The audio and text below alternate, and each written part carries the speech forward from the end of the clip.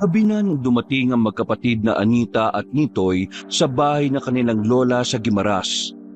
Galing pa sila sa Maynila. Kinailangan nilang lumuwas dahil sa magulong buhay nila sa Maynila. Ang kanilang ama kasi ay sangkot sa bentahan ng iligal na droga at nasa alanganin ang buhay. Ang kanilang ina naman ay pinaghahanap ng mga pulis dahil sa kasong estafa. Kaya naman bilang nakatatandang kapatid ay nagdesisyon ng dalaga. Bago pa sila madamay at mapag-initan ng mga nakasakay sa motor, gumawa na siya ng paraan para makarating sa poder ng kanilang lola Alinda. Diyos ko, buti naman at nakarating na kayo. Kanina pa ako nag-aalala na baka nagkandaligaw-ligaw na kayo. Halika kayo, pumasok kayo rito sa loob. Pagkababa ng mga gamit, Ikwento mo nga sa akin, Anita, kung ano nangyari sa papa at mama mo. Hindi kasi kumpleto ang kwento mo sa text eh. Si papa sa droga, si mama naman may itinakbong pera ng ibang tao. Ay Diyos ko naman, ano ba nangyari dyan sa mga magulang mong yan? Eto si Tanoy, hindi na talaga nagbago ang buhay. Nakalaya na noon, bumalik na naman pala sa ganyang gawain. Lola, ayos lang ba talaga na dito na muna kami titira? Abay, bakit naman hindi? Mga apo ko kayo. Buti pa nga kayo, kilala pa ako yung iba kong apo. Nagkatrabaho lang hindi na nakaalala. Maraming salamat po, Lola. Wala na kasi talaga kaming matatakbuhan Kayo na lang po ang alam naming malalapitan. Ay nako, wala naman yon. Ka namang ibang tao. Nung bata ka nga ako nag-aalaga sa iyo Huwag po kayong mag-alala, Lola. Habang naririto ako, magtatrabaho ako para unti-unti ko pong mabayaran yung pamasahe na inutang ko po sa inyo. Ay hindi na kailangan. Ang gusto ko, ipagpatuloy mo ang pag-aaral mo habang narito kayo. Hindi na po kasi ako mag-aaral, Lola. At kita man hindi. Matalinong bata ka. Sobrang mahal na kasi ang mga kurso ngayon. Parang mas maganda magtrabaho na lang ako para kahit papaano masuportan ko si Nitoy. Lalo na ngayon, wala naman na kaming magulang. Hindi ko naman din pwedeng iasa sa inyo lahat kasi alam ko nahihirapan na rin kayo magtrabaho. Kaya ang gusto ko sana makatulong ako sa inyo rito. Kung yan ang gusto mo at kung kakayanin mo naman bakit naman hindi? Kayo lang naman ang inaalala ko Maraming salamat po talaga, Lola. Babawi po ako sa inyo. Ay, saka mo na isipin yan. Nako, 9:00 na pala. Nagsikain na ba kayo?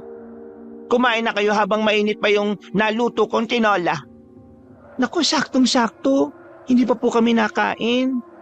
Ay, teka. Ano ba tong kapatid mo? Bakit naman hindi man lang nagsasalita? Marunong na ba magsalita to o hindi? Nahihiya lang po yan sa inyo. Kasi ngayon lang po kayo nagkita Hay, Nitoy. Huwag kang maya sa akin ha. Lola mo ko. Parang magulang mo na rin ako. Hello po, Lola. Nitoy po ang pangalan ko. Ayan. Marunong ka naman pala magsalita Akala ko naman hindi nakakapagsalita ang batang ito. natawa na lamang ang matandang si Alinda. Maya-maya lamang ay kumain na rin sila. Sabay-sabay sila sa hapagkainan. Kahit na papaano, naibsa ng kalungkutan ni Anita. Ngayong nasa poder na sila ng kanilang lola, pakiramdam ni Alinda ay may panibagong buhay silang bubuksan. Mabilis na lumipas sa mga araw. 1 linggo na kagad sila roon. Kahit na laking Maynila, kahit na papaano ay unti-unti na rin silang nasasanay sa paligid. Kung minsan ay may kinakausap na rin silang mga kalugar nila. Ate, bakit kanina ang daldal nung ale? Ang dami niyang sinasabi tungkol sa atin. Sabi pa niya, ampun lang daw tayo ni Lola. Ay naku, huwag mong papansinin ang mga ganong uri ng tao. Mga wala lang silang magawa sa buhay. Chismosang tawag sa kanila. Kaya, hayaan mo na. Ang mahalaga, tayo. Wala tayong inaaping tao. Wala tayong tinatapakan. Ay, ate, may natapakan ako eh.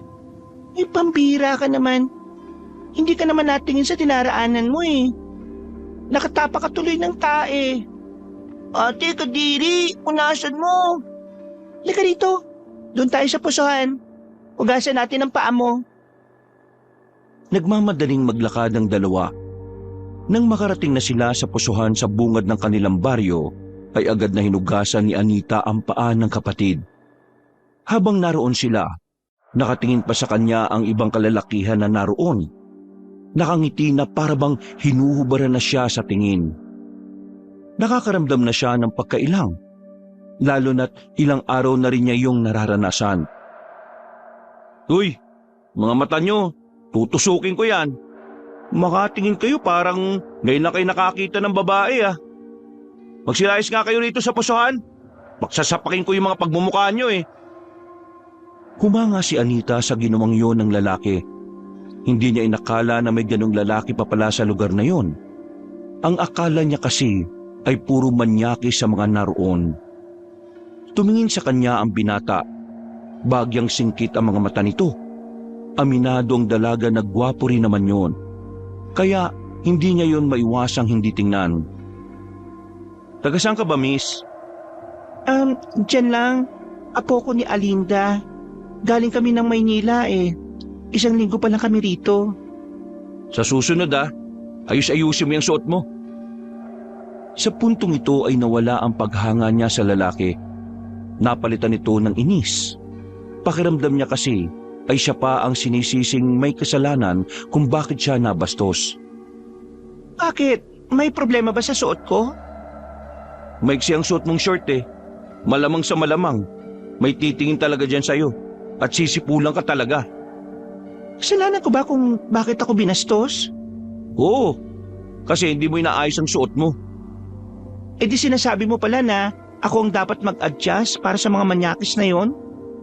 Para hindi ka mabastos, gumawa ka ng paraan para hindi ka mabastos. Ganun lang kasimple. Wala naman sa pananamit ng babae ang problema eh. Nasa utak yung mga lalaki yan. Kasi kahit nga mga madre, nagagawang bastusin ng mga lalaki eh. Paano mo papaliwanag yon?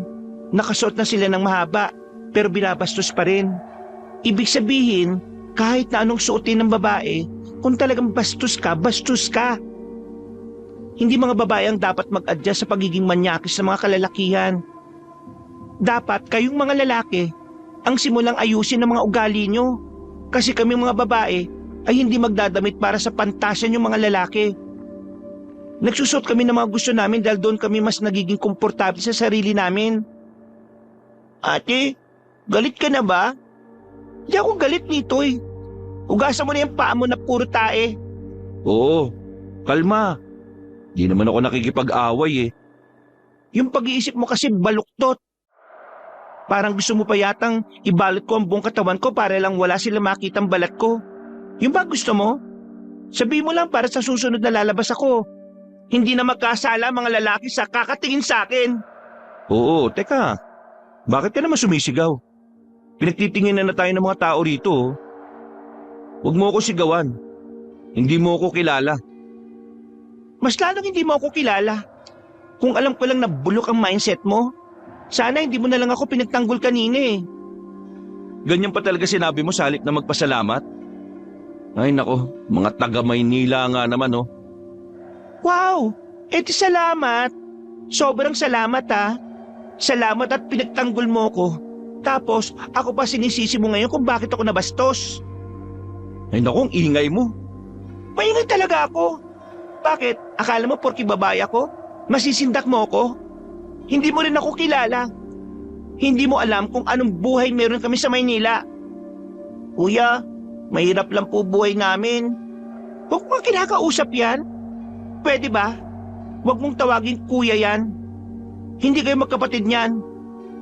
Tara na, Nitoy. Ate, may tahi pa ako sa paa. Sandali. Tiningnan ni Anita ng masama ang lalaki. Nakatingin lang din naman sa kanya yon na parabang nang aasar. Mga ilang sandali lang ay naglakad na rin sila paalis. Tumingin pa sandali ang dalaga at nakita niyang nakatingin din sa kanila ang binata. Inis ang babae. Akala niya kasi ay hahanga na talaga siya roon. Pero hindi pala. Iba ang naisip niyang ugali ng binata sa kung anuman ang ipinakita nito. Ate, bakit ba galit na galit ka kanina? Kilala mo ba yun? Hindi. Meron lang akong ipinaglalaban na karapatan ng mga babae. Kaya ikaw, kapag malaki ka na ha, palagi mong isipin na hindi kasalanan ng babae kung may mga manyakis na lalaki, ha? Opo, ate. Mabuti naman at nakikinig ka sa akin. Pero ate, mukha naman siyang mabait eh. Bakit mo siya sinigawan? Naku, huwag na natin pag-usapan yan. Ang mabuti pa, bilisan mo maglakad kasi may tira-tirang tae pa dyan sa tsinelas mo. Pambira kang bata ka oh. Nang makarating na sila sa bahay nila, ay dali-daling nagtungo ang batang si Nitoy sa banyo. Naabutan naman nila ang kanilang lola na may kinukuha sa silong ng bahay. Nilapitan naman ito agad ni Anita. La, anong hinuhugot niyo dyan? Inukuha ko lang yung mga tuyong kawayan dito sa ilalim. Para bukas ng umaga magsasalang na lang ako. Ako na po magsisibak. Marunong ka ba? Opo, naturuan naman ako ni Mama. Sa Maynila kasi, kapag wala na kaming gasol, nagkakahoy na lang kami. Ang dami mo talagang kayang gawin, Apo. Kumusta naman ang lakad nyo kanina ng kapatid mo? Nakapag-enroll na po si Nitoy. Kami pa lang po ang naka-enroll Sobrang aga. 2 buwan pa pala bago ang pasukan. Mas maganda ngang mas maaga kayo sa oras, kaysa namang pahuli-huli pa kayo. Tinulungan na ni Anita matanda sa pagsisibak ng kahoy. Pagkatapos ay maayos naman niyang naisalansan ang mga nasibak na kawayan. Pagsapit naman ng kinahapunan, naglaban naman ang babae. Ang dami niyang pinagkakaabalahan kahit nasa bahay lamang siya. Ayaw na kasi niyang pakilusin pa ang lola nila, lalo na kung katatapos lang nitong magtrabaho. Dala ang 2 balde. Lumabas siya ng bakuran. Pupunta siya sa ilog para kumuha ng tubig. Wala naman kasi silang sariling linya ng tubig. Hindi rin naman sila nakapag-igib basta-basta sa kapitbahay dahil may oras lamang ang pag-iigib. Kaya kahit kailangan maglakad ng ilang minuto para makarating ng ilog, nagtiyaga na lamang ang dalaga.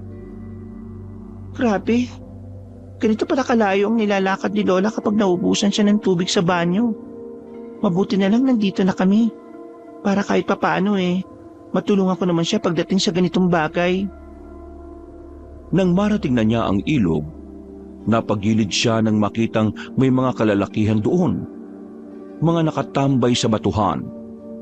Napansin din niyang may mga daladalang yantok ang mga yon. Winasiwa sa ere at parang nag-iinsayo. Ano tong mga to? Mahawak ng espada? May ganun ba? Nang tingnan niya pa ng maigi ang mga yon, nakita niya roon ang isang pamilyar na mukha. Nag-init na naman ang ulo niya. Naroon kasi ang lalaking nakasagutan niya. Kahit na malayo, nabubwisit pa rin siya sa mukha nito. Bakit pa ako nagtatago? Kukuha lang naman ako ng tubig doon. Pakialam ko ba sa kanila? Nagmamadaling naglakad si Anita. Nang malapit na siya sa tubigan, biglang tumigil ang kalalakihan at tumingin sa kanya. Napatigil din siya. Lumapit naman sa kanya ang lalaking kinaiinisan niya. Oh, ikaw yung nakausap kong babae kanina no? Anong ginagawa mo rito? May dala akong 2 balde. May tubig sa gilid. Baka siguro kukuha ako ng bato. Sa madaling sabi, mag-iigib ako ng bato. Nagtawanan ng mga kalalakihan. Pero tumigil agad ang mga yon nang tumingin ng masama ang binata. Kayo, anong ginagawa niyo rito? Nag-iinsayo kami para sa mga aswang. Kaya huwag kang magulo. Umalis ka rito. Mga aswang? Wow! May ganun pala? Gawa-gawa? At saka, bakit mo ako papalisin dito? Inyo ba tong ilog? Miss, hindi naman talaga amin to Pero kasi itong ilog na pagkukuhaan mo ng tubig, hindi naman talaga dapat kunan ng tubig. Mukha lang malinaw yan, pero marumi yan. Doon kasi sa bandang unahan, maraming mga namatay na alagang baka. Yung iba, hindi na natagpuan kung saan. Kaya hindi ka na pwedeng kumuha ng tubig dito. Dahil sa mga bangkay na baka na di na natagpuan. Baka mangati kayo kapag ginamit nyo yan. Kung gusto mo ng malinis na tubig, doon, sa kabilang ilog. Hindi dito. Sa kabila? Oo. Nakadaan ka na ba sa barangay? Sa likuran ng barangay ka dumaan. Dumiretso ka lang at may makikita ka mga tao na nandun. Sa loob nun, ilog na. Maraming nag-iigib doon. Noong mga sandaling yon, tila nakaramdam ng hiya ang dalaga. Parang gusto na lang niyang magtago sa ilalim ng lupa. Tumalikod na siya kaagad, pero may pahabol pa na sinabi ang binatang si Benjamin. Ganyan ba talaga mga babae? Panay putak? Kahit wala namang alam? Pare, hayaan mo na, huwag mo na patulan. Hindi na lamang sumagot ang babaeng si Anita. Agad na rin siyang naglakad at hindi na lumingon pa. Napapahawak na lamang siya sa kanyang noo habang naglalakad. Hindi na niya napansin ang isang lalaki na muntikan na niyang mabangga. Buti na lang ay nailagan niya yun. Tumigil siya para humingi ng paumanhin. Nakatigil din ang lalaki. Pagtingin niya roon, hindi niya mapaliwanag ang kanyang nararamdaman. Para kasing bigla na lang siyang kinabahan na hindi naman niya maintindihan. Pasensya na po. Alam mo ba kung saan dito yung bahay ng albularyo? Albularyo? Hindi ko po alam eh. Bago lang po ako dito. Hindi na sumagot ang lalaki. Naglakad na rin yung palayo na parabang walang nangyari. Nagkibit balikat na lamang si Anita. Nawirduhan man siya sa nakausap niya pero hindi na lamang niya yun pinansin. Tumungo na lamang siya sa kabilang ilog. Pagdating niya roon, ay totoo nga ang sinasabi sa kanya. May mga taong naglalaba roon, kaya dali-dali na rin siyang lumapit at nagsalok ng tubig. Nang maglakad na siya pauwi, sumakit agad ang braso niya kahit wala pa siyang isang minutong nagbubuhat ng balde. Hindi naman kasi talaga sanay ang katawan niya sa pagbubuhat ng mabigat. Idagdag pa na hindi rin naman malaman ang braso niya. Grabe, ganito kahirap ang dinaranas ni Lola kapag nag-iigib. Nang bubuhatin na sana niya ulit ang balde, isang lalaki ang nakasalubong niya. Nakangiti pa yon nang makita siya. Tumigil yon sa harapan niya at tumingin sa bitbit niyang dalawang balde. Ikaw yung kanina, di ba? Buti na lang may nakalimutan ako sa bahay kaya nakita kita ngayon. Akin na, tulungan na kita. Ha? Hindi na. Hindi naman tayo magkakilala eh. David nga pala. Ha? Sabi mo hindi tayo magkakilala eh. Kaya yan, magpakilala tayo sa isa't isa para pwede na kitang tulungan. Anita nga pala. Apo ka ni Aling Alinda, di ba? O sige, ihatid na kita. Ako na magbubuhat. Naku, hindi na. Nakakaya naman. Alam mo, si Benjamin talaga ang gumagawa ng ganito. Kaso, abala siya eh. Tinuturuan niya kasi yung mga bagong miyembro. Kaya ako na lang muna. Wala nang nagawa pang dalaga ng buhatin na ni David ang dalawang balde. Sumunod na lamang din siya sa paglalakad. Nakakaramdam ng pagkahiya. Pero para mabawasan yon, ay sinubukan na lamang niyang magbukas ng usapan. Bagong miyembro? Anong klaseng samahan ba meron kayo? Mga ano ba kayo? Mga kasali sa frat? Frat? Hindi ah. Mga samahan kami na tumutugis sa mga aswang. Mga alin? Mga aswang. Alam mo ba yung aswang? Oo, alam ko yun. Palagi ko napapanood sa horror yun eh. Pero totoo ba yung mga aswang na yun? Hindi naman kami bubuo ng samahan kung alam naming haka-haka lang. Wala naman kasing ganyan sa Maynila eh. Malay ko ba kung gawa-gawa lang yun ng mga matatanda? Gusto mo bang makakita ng aswang para maniwala ka? Ha? O di, takot ka rin makakita ng aswang.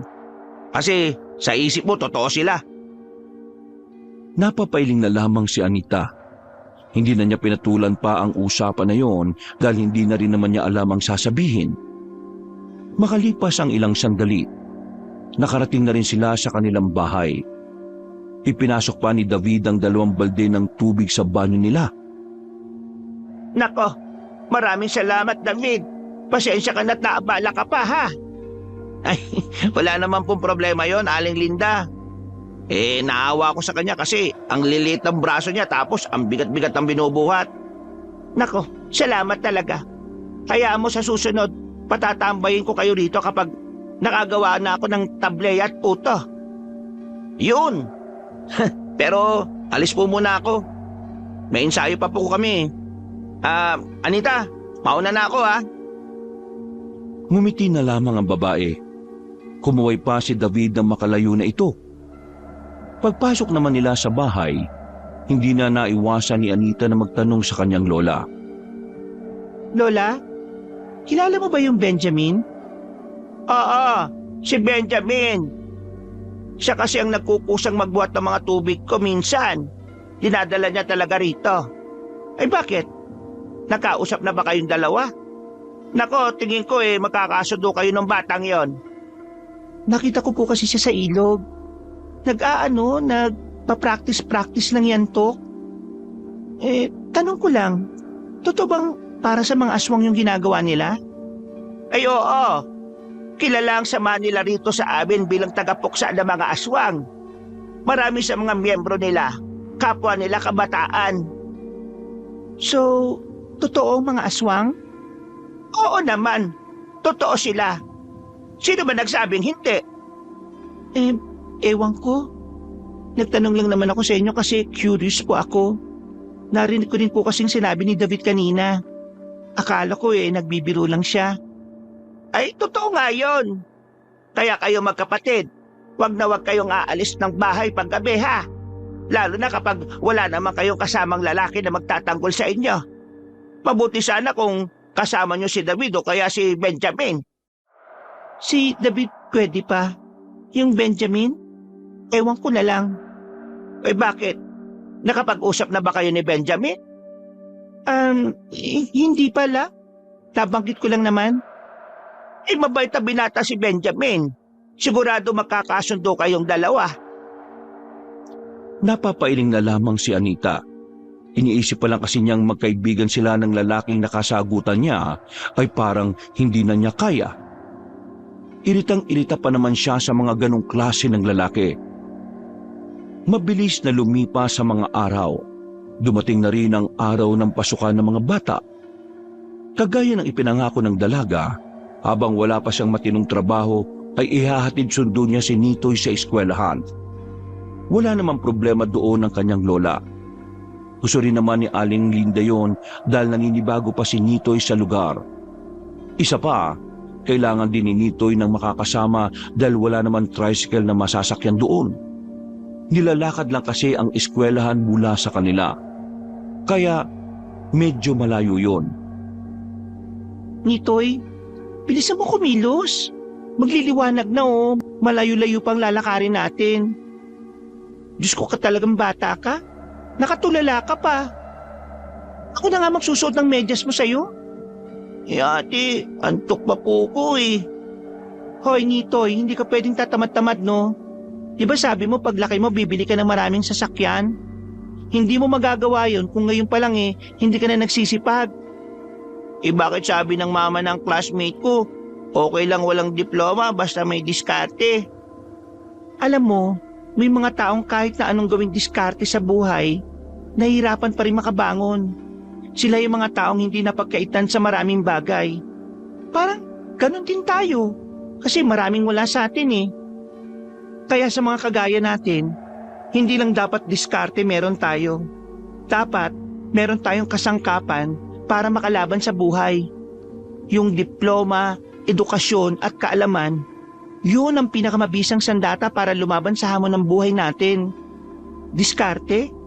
Tama naman na dapat meron ka nito.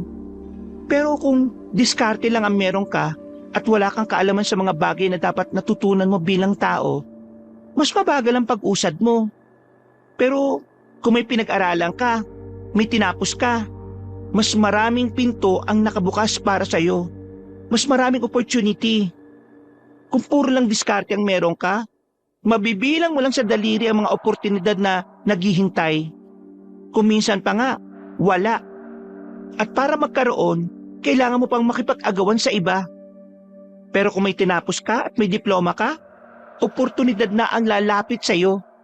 Lalo na kapag ginalingan mo sa pag-aaral. Ang dami mong sinabi, ate. Hindi ko na maintindihan. Maintindihan mo rin balang araw. Ay, nako. Hindi pa naman niya maintindihan. Dapat hindi ko na lang sinabi. Ang haba-haba. Tama ang ate mo, Nitoy. Hola, akala ko ba alas 6 ka pagigising? Alas 5 pa lang Eh sa buhay, ang mga may kaalaman ang palaging nakakalamang sa kahit na anong aspeto. Ang mga madiskarte, nautakan pa rin ng matatalino. Ang diskarte walang silbi kung palaging kaagapay lang nito'y damdamin mo bilang mahirap. Kagaya na lamang ng nangyayari sa bansa natin ngayon. Lahat ng matatalinong politiko, sila pa ang nanlalamang sa mga kababayan nila. Alam mo kung paano nila nagagawa yon? Ha, Nitoy? Dumidiskarte sila gamit ang mga napag-aralan nila at tinahaluan nila yon ng kasamaan na nagre-resulta ng kasakiman. Kaya ikaw kung sakali mang magtatagumpay ka balang araw, gamitin mo ang mga nalalaman mo sa kabutihan. Mas iniaangat ng Diyos sa mga taong mabubuti, nagpapakumbaba. Lola naman, mas mahirap intindihin yung sinabi nyo. Masyado pa siyang bata, la. Hindi lang naman yon para kay Nitoy Para rin sa'yo yon, Anita. Kapag nagkaroon ka ng pagkakataon, mag-aral ka. Ayokong dumating ang araw na maloko ka ng mga taong may mas nalalaman kaysa sa'yo. Tumungo na lamang si Anita. Batid niyang may punto ang kanyang lola. Sadyang hindi niya lang talaga maisip na isingit ang pag-aaral sa sitwasyon niya. Nasa punto na rin kasi siya ng kanyang buhay na mas uunahin na niya ang kapatid kaysa sa sariling pangarap. Maya-maya lang ay umalis na rin ang magkapatid. Madilim-dilim pa ang paligid. Ganito palagi ang oras ng kanilang alis para hindi sila malate. Marami pa rin kasi silang mga daraanan. May mga nakakasabay naman sila sa kanilang paglalakad kaya kahit na papaano, hindi naman sila nababahala sa daan. Pero sa mga sandaling ito, nagtataka sila kung bakit wala man lang silang nakikitang ibang naglalakad. Ate, bakit wala tayong kasabay? May pasok ba talaga o wala? May pasok. Wala namang balita sa radyo na wala Ikaw talaga? Pinapanalangin mo talaga mawalan ng pasok ka, no? Nagtatanong lang naman ako, ate. Nagtataka po kasi ako bakit walang naglalakad na iba baka kasi masyado tayong maaga. Diba kasi minsan, pasikat na ang araw kapag naglalakad tayo rito? Bakit ba kasi ate sobrang aga natin palagi? Ay nako, mas maganda na maaga ka kaysa late ka. Habang naglalakad silang dalawa, meron silang napansin na isang lalaki na nakatayo sa gilid ng daan sa ilalim ng poste ng ilaw. Nakaramdam ng pagkabahala ang dalaga. Hinawakan na niya kagad si Nitoy. Nang makalapit sila, pasimple niyang tiningnan ng lalaki. Namukhaan niya ito.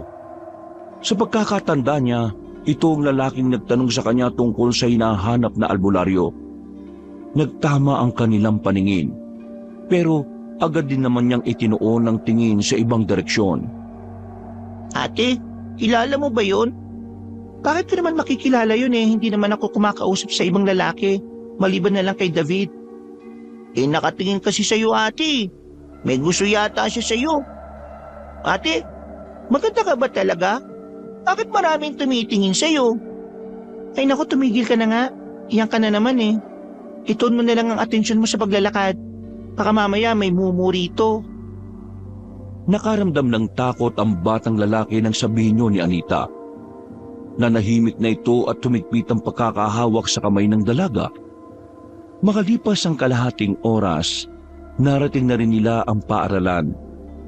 Kakaunti pa lang ang mga estudyanteng naroon, pero iniwanan na niya ang kapatid sa loob. O ano, uwi na ako. extra pa ako sa palengke para may baon ka na ng pang-isang linggo. Huwag kang gagawa ng kalokohan ha. At huwag kang aalis sa school mamaya dahil susunduin kita. Opo, ate. Naglakad na rin papasok ang bata.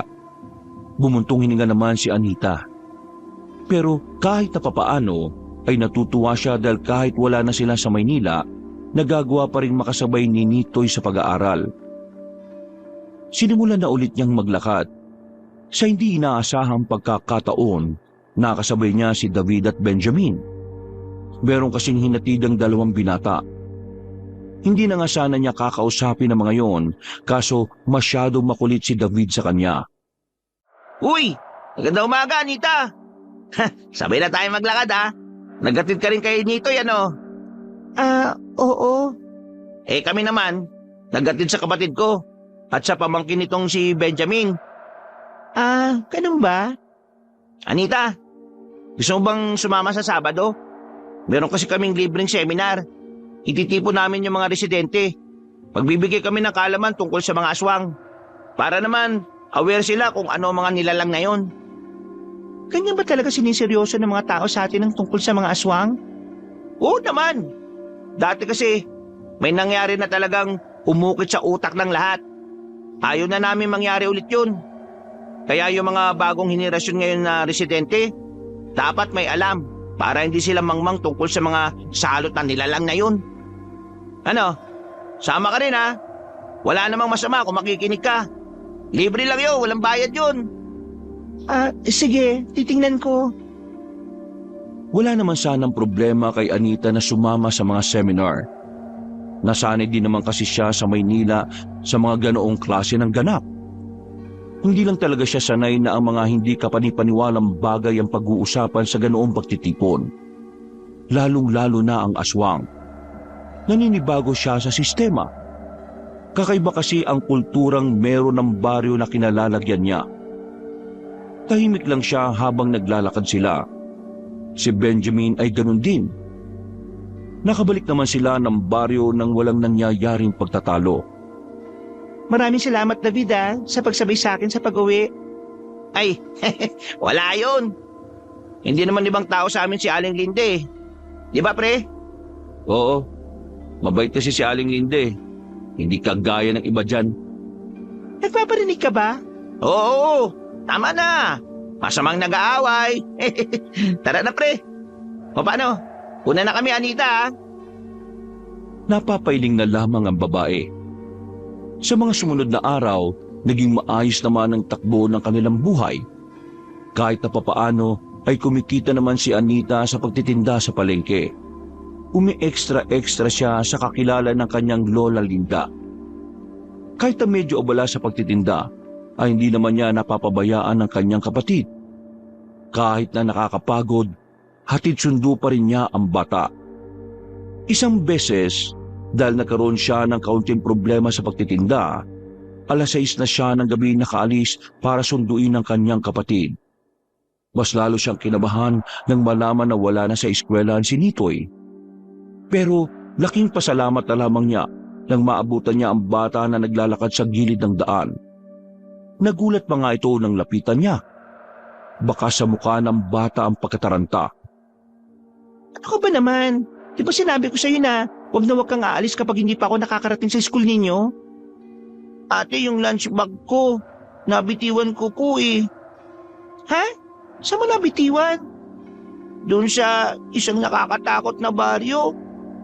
Ha? Ano pinagsasabi mong bata ka? Ate, kanina, kasama ko yung mga kaklase kong naglalakad kami.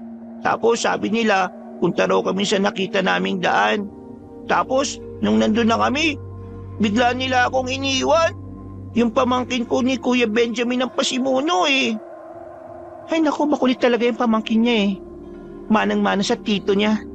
Ay, naiinis na ako dyan. Tapos ate, may narating pa akong baryo. Nakakatakot po yung baryo eh. At teka, paano nakakatakot pa yung sinasabi mo? Nakakatakot kasi nakakarinig ako ng mga kakaibang tunog. Para pong mababangis na hayop. Para silang mga gutom na gutom eh. Parang yung Aso nila Aling Papita na si Brownie kapag aagawan ng pagkain. Gumaganto sila ate oh. Gumaganito oh. Akala ko po nung una, mga hayop lang po sila eh. Pero nung sumilip ako ate, nakita ko po yung mga mukha nila. Bakit po ibang mukha nila ate? Hindi po sila basta pangit lang po eh. Parang monster po sila ate. Basta, huwag mo na nang isipin yan. Kasi baka ano lang naman sila, baka Halloween party nila, naka-costume lang. Pero ate, wala pa naman pong araw ng patay eh. Malay mo, advance sila dito. Ate, nakakatakot po talaga sila. Nasa mo ba naiwan yung lunchbox mo? Hindi natin pwedeng pabayaan na lang yun. Bigay sa'yo ng lola mo yun. Pinaghirapan niyang pagbili nun. Ituturo ko ba sa'yo ate kung saan? Malamang, alam nga namang hulaan ko. Nakakatakot kasi bumalik to ate. Kailangan natin balikan kasi kapag nalaman ni lola na nawala mo yon, baka mamaya malungkot yon. Baka mamaya isipin niya, hindi mo yun pinahahalagahan. Halika, ituro mo sa akin. Hindi tayo uuwi kung wala yun. Pero ate, nakakatakot nga po talaga. Akong bahala. Kasama mong ate kaya hindi ka dapat matakot. Kahit na natatakot ang batang si Nitoy, wala siyang magawa kundi balikan ang lugar na natuklasan nito. Nasa 5 minutong lakaran lang. Natanaw na nila ang isang daan. Unang tingin pa lang ni Anita, masasabi na niyang walang gaanong dumadaan doon. Kung hindi kasi dahil sa mga barrier sa gilid, hindi niya malalaman na daanan pala yun dahil sa mga halaman na gumagapang na sa lapag. Diyan ate, diyan po sa daanan na yan. Pumasok po kami diyan. Tapos, konting lakad lang, may nakita na po akong lugar. Maraming kabayan po. Banda doon po sa mga halamanan, doon ko po nabitawan po yung lunchbox ko. Sige tara. Pwede po ate, dito na lang ako. Anong dito ka na lang? Delikado ko mag-isa ka rito. Hindi kita iiwan. Tara. Kumamot na lamang sa ulo ang batang si Nitoy. Wala na itong nagawa ng tumbukin na nila ang daan. Mga ilang sandali lang, nakita na nga nila ang lunchbox ni Nitoy. Pero kasabay nito, nakita rin ni Anita ang sinasabi ng kanyang kapatid. Dito na niya napatunayan na totoong lugar na yon. Wala siyang naririnig na mga angel, pero meron siyang mga nakikitang tao na kakaiba kumpara sa kanila. Dahil medyo maliwanag sa lugar na yon, dulot ng naglalakihang sulo, nakita niya ang kakaibang mukha ng mga naroon. Napatakip siya ng bibig. Kahit siya, hindi rin alam kung ano ang gagawin. Ikinalma niya ang kanyang sarili. Nang makakuha na ng tamang pagkakataon, hinila na niya ang kapatid at dali-dali na silang umalis doon. Tinakpan niya rin ang bibig ni Nitoy para hindi na ito makapagdaldal. Nang makalayo na sila, ay saka lamang niya yon pinagsalita. Sabi ko naman sa inyo ate, totoo yung mga nakita ko. Ate, sa tingin mo, ano kayang klaseng tao sila? Huwag na muna natin pag-usapan yan. Umuwi na lang muna tayo. Nagtindigan na ang balahibo ni Anita noong mga sandaling yon. Hindi niya inakala na siya mismo ang makakatuklas na totoo nga ang sinasabi ni David. Na tunay na nabubuhay ang mga aswang sa probinsya ng Guimaras. Buti na lang nandito na kayo. Akala ko kung ano na nangyari sa inyo eh. Ipapahanap ko na sana kayo kina Benjamin at David. Ano ba, ginabi na kayo ha? Pasensya na lang. Kanina kasi sa palengke, nagkandalito-lito na ako sa benta, pero naayos ko naman. Kaya nga lang, nagsayang ako ng oras kaya nahuli kong sunduin itong si Nitoy. Ay, ganun ba? Sa susunod kapag ganyan, magsabi ka na lang sa akin. Puntahan mo ako sa pwesto ko para ako na lang ang susundo kay Nitoy. O kaya, ipapasabay ko na lang kay Benjamin. Lola, may nakita po kaming pangit na muka. Nakakatakot. Nitoy, di ba sinabi ko na sa'yo na hindi ka dapat nanlalait ng kapwa mo? Masama yun. Ate, yung sasabihin ko po kasi, nangangatwiran ka pa kahit mali ka. Sige na, pasok na sa loob at magpalit ng pambahay. Lalaban ko na yung uniform mo. Kumakamot na lamang sa ulo ang batang si Nitoy. Naupo na lang siya sa gilid. Bumuntong hininga at saka sumandal sa dingding. Sigurado ka bang ayos ka lang? Opo la, pagod lang. Natataranta na kasi ako kanina kasi ginabi na kami. Pero ayos lang ako. Sigurado ka bang walang ibang nangyari? Wala naman po. Bakit po? Wala naman.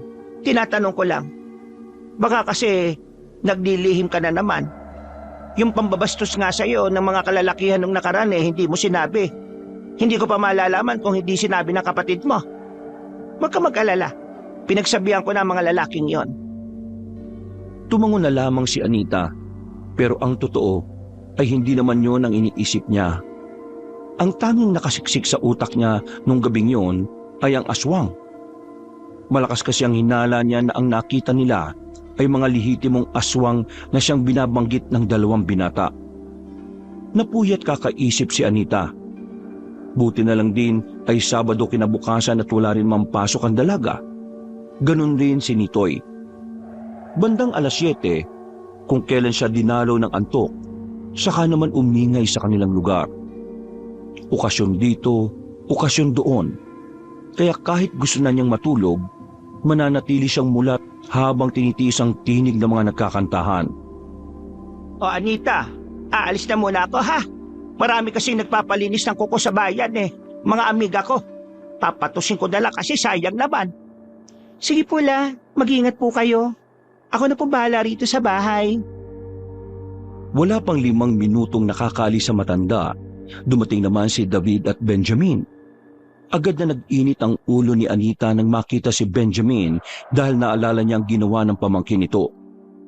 Nilapitan niya si Benjamin na dapat sana ay maghahatid lang ng kamuting kahoy kay Aling Linda. Ito na yung kamuting kahoy na binili ni Aling. Hoy, Benjamin, pagsabihan mo yung pamangkin mong si Buknoy Isinama nila ang kapatid ko sa liblib na lugar tapos bigla nilang iniwan. Pamangkin mo may pakana daw nun. Buti na lang nabutan ko si Nitoy sa daan. Paano kung hindi? Dinaligaw na ang kapatid ko. Wala bang magulang ang pamangkin mo para turuan ng mabuting asal? Wala naman akong alam sa nangyari. Sige, susubukan kong kausapin. At oo, walang magulang si Buknoy. Matagal nang patay. Sanggol pa lang siya. Kaya kung ano man ang ginawa ng pamangkin ko sa kapatid mo, humihingi ako ng paumanhin. Makulit at sutil talaga yan si Buknoy Kaming magkakapatid lang kasi ang nagpalaki sa kanya. Hindi naman kami magulang kaya wala kaming ideya kung paano magpalaki na maayos. Hindi kaagad nakapagsalita si Anita. Buong akala niya kasi ay makikipagtalo pa si Benjamin sa kanya. Alam niya kasing ma-pride ang lalaki. Pero nung umagang yon, tila nagbago ang ihip ng hangin. Hindi man lang pumalag si Benjamin. Matapos ilapag ng lalaki ang kamuting kahoy sa gilid ng pinto, ay umalis na rin yon. Ganyan si Benjamin kapag alam niyang siya ang may mali. O kapag alam niyang hindi na dapat sa mga twiran. May nasabi ba ako mali? Wala naman. Bakit? Nag-aalala ka, no? Hindi Ay, naiba tayo. Pupunta ka ba mamaya? Gabi yun. Sama ka na. Para magkaroon ka ng ideya sa mga aswang. Kasi malay mo, anumang araw ngayong buwan bigla na lang may magpakitang aswang. O baka mamaya, biktimahin ka. Kapag may alam ka sa kanila, alam mo na rin ang gagawin mo. Hindi naman sa sinasabi kong magpakita sa'yo pero gusto ko lang ding maging handa ka. Kailan ba huling may nagpakitang aswang dito? Matagal-tagal na rin. Siguro yung uli, hindi pa buo yung grupo namin. Pero ang sabi ni Mang Pepe, baka nagmumuni-muni lang daw ang mga aswang. Nagpaparami. O kaya nagpaplano. Tapos isang araw bibiglay na lang yung mga tao.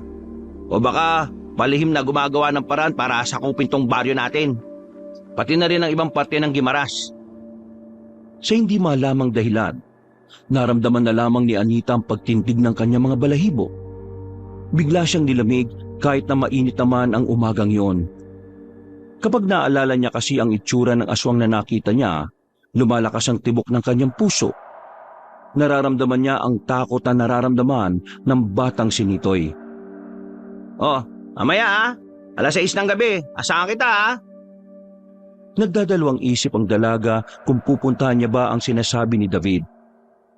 Kahit kasi naniniwala na siya sa aswang, natatakot siya na baka madamay siya sakaling makita ng mga nilalang na yun ang pagtitipon. Pero sa kabilang banda, kinakain din siya ng kanyang kuryosidad kung ano nga ba ang maaari niyang matutunan tungkol sa mga aswang. Kinagabihan, dumating na ang kanyang lola. Nagpaalam siya rito at pinayagan din naman siya kaagad. Mataas kasi ang tiwala na matanda sa dalawang lalaki, pati na rin sa samahan na kinabibilangan ng mga yon. Magpatid ka na lang sa kanila kapag medyo alanganing oras na kayo natapos, ha? Hindi na lang. Baka saglit lang din naman yon.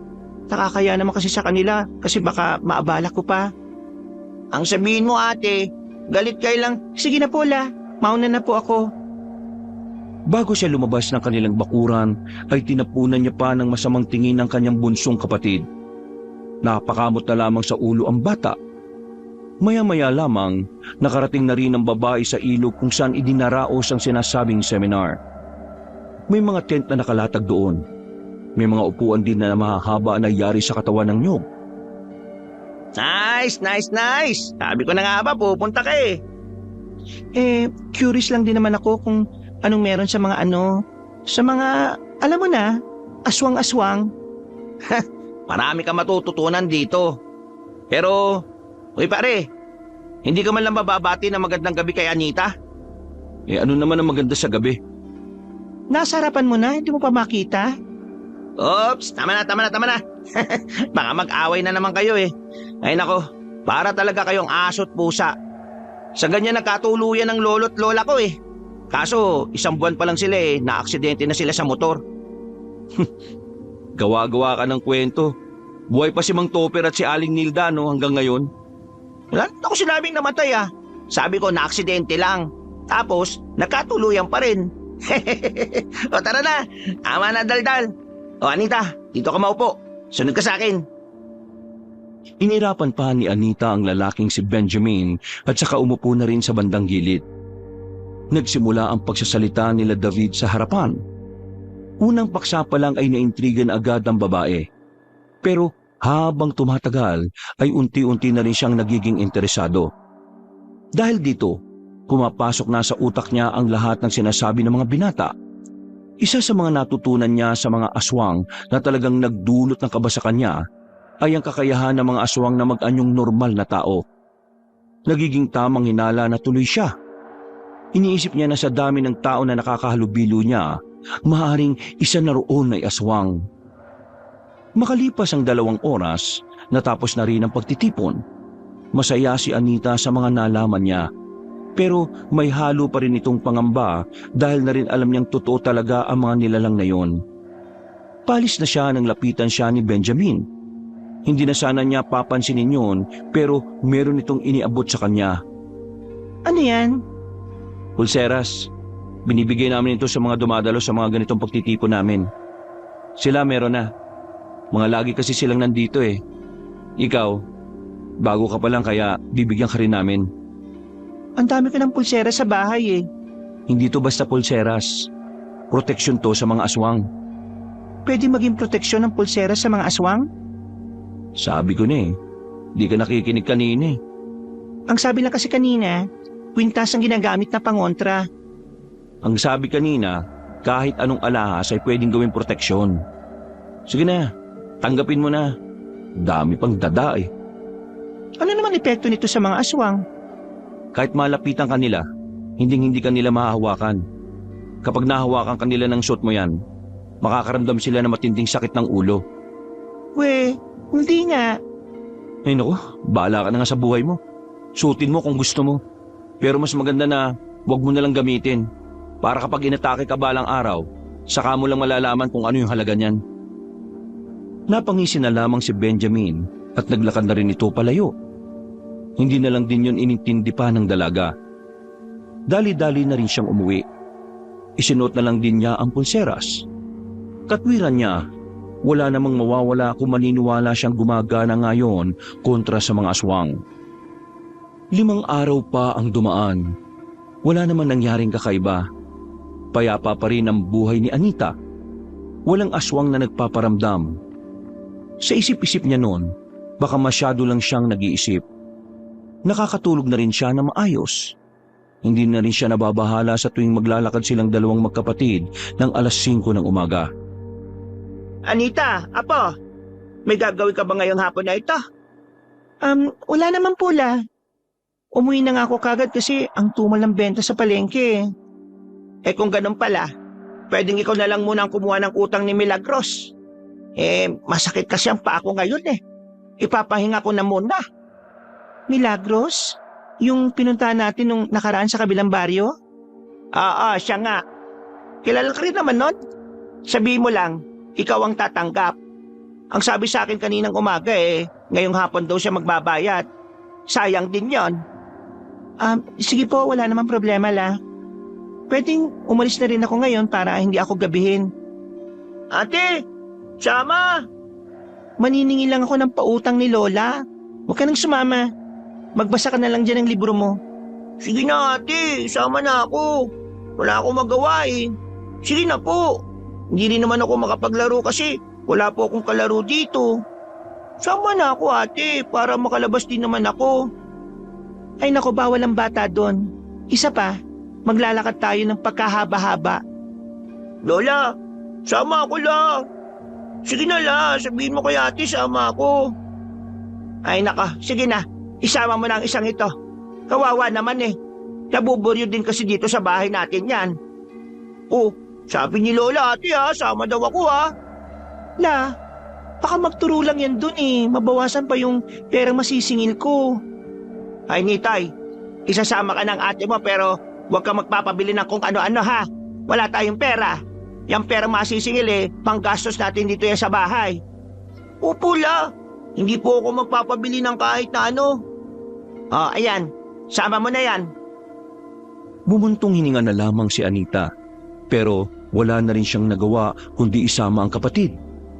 Hindi rin naman kasi niya ito matiis. Habang naglalakad, Nitoy, ayaw ko na makulit doon ha. Baka sa halip na makasingil tayo, mairita sa atin si Aling Milagros.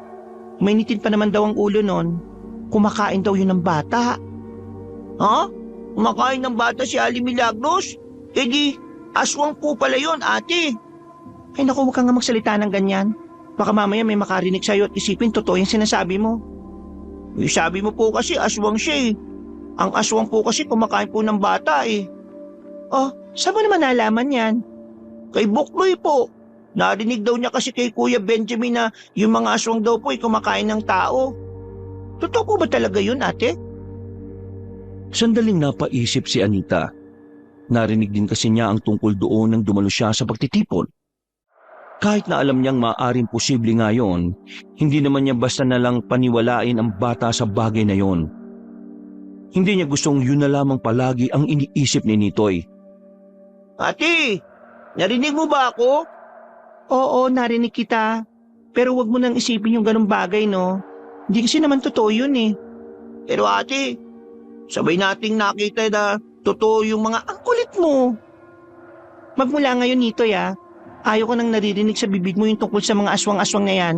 Naintindihan mo ba ako? Bakit naman po ate? Naintindihan mo ba ako? Sumagot ka. Opo ate. Nanahimik na ang batang si Nitoy noong mga sandaling yon. Nakarating naman sila ng kabilang baryo na wala nang narinig si Anita na salitang aswang mula sa kapatid. Nasingil din nila si Aling Milagros ng walang kahirap-hirap. Sa katunayan, hinihintay din pala silang dumating na matanda. Ate, bakit kanina si Aling Milagros? Ang baliktad yung damit. Pampira ka talagang bata ka. Dami-dami mong napapansin. Ate, papagod na akong maglakad eh. Pwede bang magpahinga na lang muna tayo sandali? Doon o. Tinuro ni Nitoy ang isang lumang kubo na nasa ilalim ng mga punong mangga. Napapailing na lamang din si Anita. Inaasahan na kasi niyang magrereklamo na rin ang bata. Pero hindi nakala ni Anita na ang pagpapahinga na yun pala ang simula ng kanilang magiging kalbaryo. Ate, mabait naman sa akin si Kuya Benjamin. Mas mabait pa nga siya kay Kuya David eh. Masyado ka pang bata, Nitoy. Hindi ka pa marunong kumilatis ng tao. Nasasabi mo yan kasi akala mo porke naging mabait sa'yo ng isang beses eh, totoong mabait na siya. Kahit sino, kayang-kayang magpanggap. Eh bakit naman po siya magpapanggap na mabait sa akin? Sino po ba ako sa kanya? Aba, ewan ko sa kanya. Bakit hindi mo siya tanungin? Sige ate, kapag nakita ko siya, tatanungin ko po siya. Ay, Diyos ko. Kapatid nga kita. Ate, tingnan mo yun oh. Tingnan mo ate. May mga nakaitim po. Tinuro ni Nitoy ang grupo ng mga tao na hindi naman kalayuan sa kanila. Pumasok ang mga yun sa loob ng kagubatan. Sa hindi inaasahan na pagkakataon, biglang tumakbo ang batang si Nitoy patungo roon. Nataranta naman ng dalaga kaya wala itong nagawa kundi ang sundan ng kanyang kapatid. Nang makalapit na sila roon, agad niyang dinakma si Nitoy at tinakpan ang bibig nito. Pasaway ka talaga kahit na kailan. Kakainis ka talaga. Shh! Ate, huwag ka maingay. Baka marinig tayo. Marahang sumilip si Anita sa halamanan. Nakita niya ang mga nakaitim na naglalakad patungo sa iisang direksyon. Walang kamalay-malay ang mga yon na nasa paligid ang magkapatid. Noong mga sandaling yon, malakas ang tibok ng puso ni Anita. Parang nanghihina rin ang kanyang tuhod sa sobrang kaba. Hinila na niya ang kapatid niya para sana umalis na lang. Ang kaso nga lang, sumabit ang short ni Nitoy sa sanga ng halaman. Nawarak ang short. Nakita ang pisngi ng puwet ng bata kaya umiyak ito. Tila nakalimutan na nasa alanganing sitwasyon silang dalawa. Mabilis na tinakpan ni Anita ang bibig ng kapatid. Pero huli na ang lahat. Nang tingnan ni Anita ang nakaitim, nakadako na ang tingin ng mga yun sa kanila. Kaya naman agad na binuhat ng dalaga ang bata kahit medyo mabigat yun. Tumakbo sila ng mabilis. Narinig na rin nila ang paghabol sa kanila. Nakakainis ka talaga kahit na kailan. Ikaw kaya umina sa akin. Sira na tuloy yung paborito kong short eh. Pwede mo manahimik ka? Ang bigat-bigat mo. Nagawa nilang taguan ng mga humahabol sa kanila. Kaya nga lang, hindi na sila nakabalik sa dinaanan nila nung una dahil sa taranta. Tahimik lamang ang magkapatid habang nagtatago. Tila naririnig na ni Anita ang kabog ng kanyang dibdib sa sobrang kaba. Maya-maya pa, nakita nilang lumagpas na ang mga humahabol sa kanila. Sa puntong yon, nasiguro na nga ng dalaga na aswang ang mga nakaitim. Narinig niya kasing umaangil ang mga yon na parabang gutom na gutom. Tumingin ang dalaga sa itaas. Malapit nang gumabi. Didilim na ang buong paligid. Bagay na mas lalong nagpakaba sa kanya. Hindi niya pa alam kung papaano sila makababalik. Muli silang lumabas sa pag-aakalang hindi na sila makikita ng mga aswang. Ngunit hindi pa man sila nakakalayo. Nakasalubong na nila ang mga nilalang. Napayakap na lamang ang batang si Nitoy sa hita ng kanyang ate. Lalong naiyak ang bata. Nakalimutan na nitong nakalabas ang kaliwang pisngi ng puwet nito dahil sa nararamdamang takot. At kakainin na nila tayo. Huwag ka matakot. Ako bahala. Sige, subukan niyo lang lumapit. Huwag patay sa inyo. Sige! Dinampot ng babae ang sanga sa gilid. Pero dahil manipis lamang yon, naputo lang din ito pagkapalo niya sa isa. Umangil ang aswang na lalong kinatakot nilang dalawa. Sa mga oras na ito, sinubukan na lamang nilang magdasal sa pagbabakasakaling merong mangyaring himala. Hahawakan na sana sila ng aswang pero napansin ni Anita na hindi na yon lumapit. Nakatingin lang ang mga aswang sa kamay niya, partikular sa pulseras na kanyang suot-suot. Dito na niya napagtantong totoo ngang gumagana ang proteksyon na yon. Ang kaso nga lang, nakaisip pa rin ang mga aswang para dalhin sila.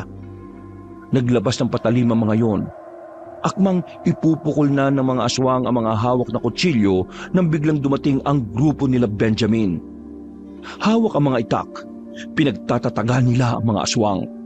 Tinakpan na lamang ni Anita ang mga mata ng kanyang kapatid. Masyado kasing marahas ang nasasaksihan nila.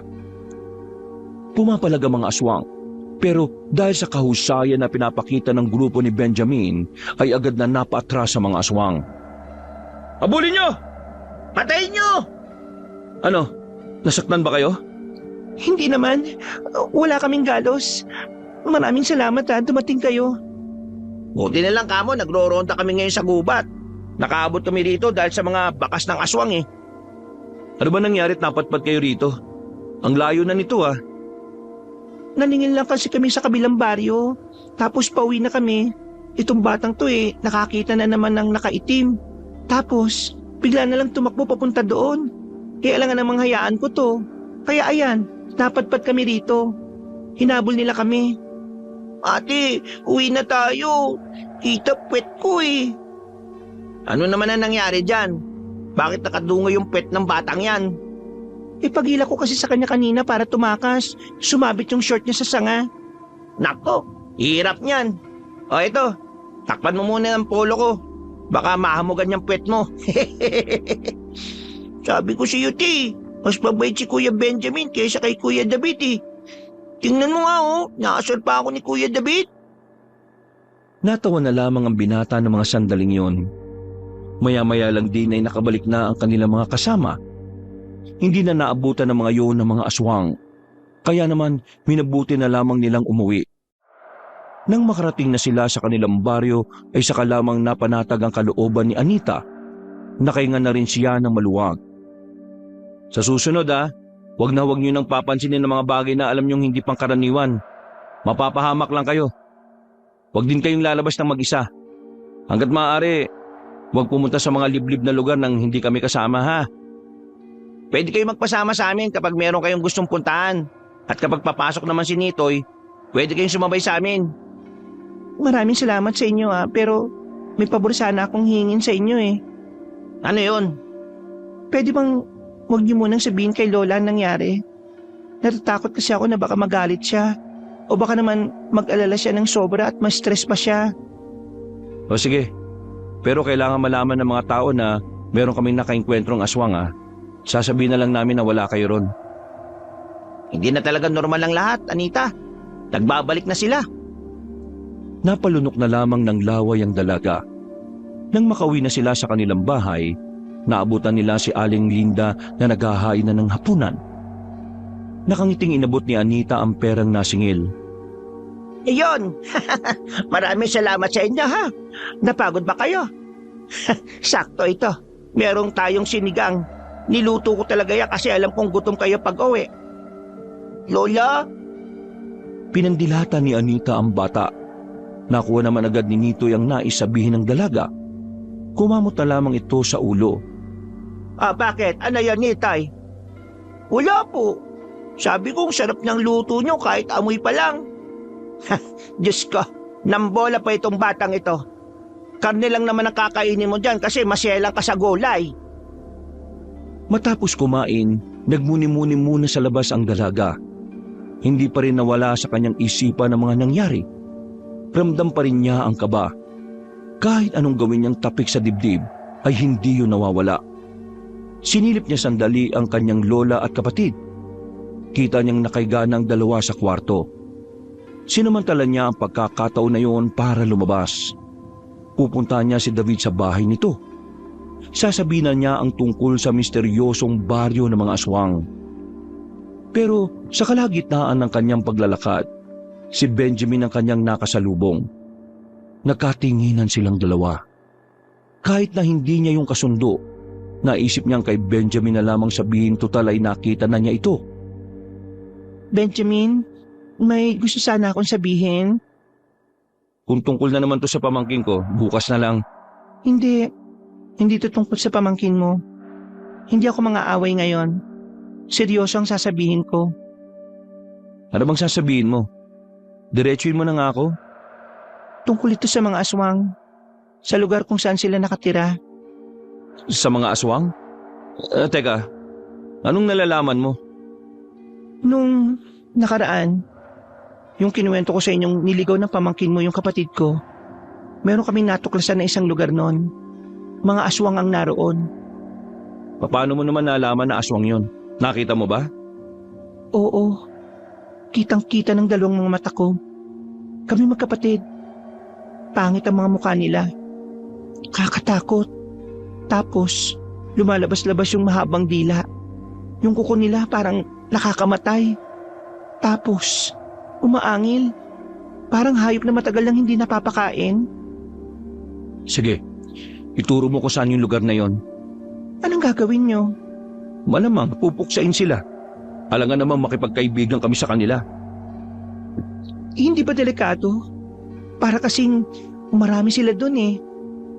Wala kaming pakialam kahit gaano pa sila karami. Uubusin namin sila. Ituro mo sa akin. Ngayon na? Oo. Pumalma ka, Benjamin. Napatingin silang dalawa sa narinig nilang tinig na matandang lalaki. Naroon si Mang Pepe, ang albularyo ng kanilang lugar. Ito rin ang itinuturing na pinuno ng samahan. Hindi tayo pwedeng umatake kagad kahit na alam na natin ang lungga nila. Kailangan pa natin pag-usapan ang bagay na ito. Miss, ano pa ang nakita mo sa lugar na yon? Mga aswang lang. Tapos kabayan, yun lang po. Pero Mang Pepe, kung hindi natin sila aatakihin ngayon, baka makagawa pa sila ng paraan para makatakas. Lalo na't nakainkwentro namin ng ilan sa kanila. Hindi mo kailangan magmadali. Kaya nating isipin nila na wala tayong alam sa lokasyon nila. Nang sa ganun makampante silang kumilos. Saka natin sila iisa-isahin. Sa oras na mabawasan na natin ang kanilang bilang ng marami, saka tayo papasyal sa kanilang lugar. Iha, may tuturo mo ba sa amin ang eksaktong lokasyon? Opo, tandang-tanda ko pa po. Nadadaanan ko lang po yun kapag nagsusundot naghahatid ako kay Nitoy. Kung ganun sasamahan mo kami kapag dumating na ang tamang araw para puntahan namin ang sinasabi mong baryo. Nang pumayag ang dalaga sa gustong mangyari ni Mang Pepe, alam niyang maaaring malagay sa alanganin ang kanyang buhay. Pero naisip niya rin kasi na kung wala naman siyang gagawin, baka dumating lang din ang puntong sila rin ang mabiktima. Kinaumagahan, Anita, ano nangyari sa short ng kapatid mo? Bakit naman punit yun? Tungkol doon. Ang likot-likot kasi kahapon eh. Sumabit siya sa sanga na nakausli. Diyos ko talagang batang yun Sobrang kulit kasi ng kapatid mo.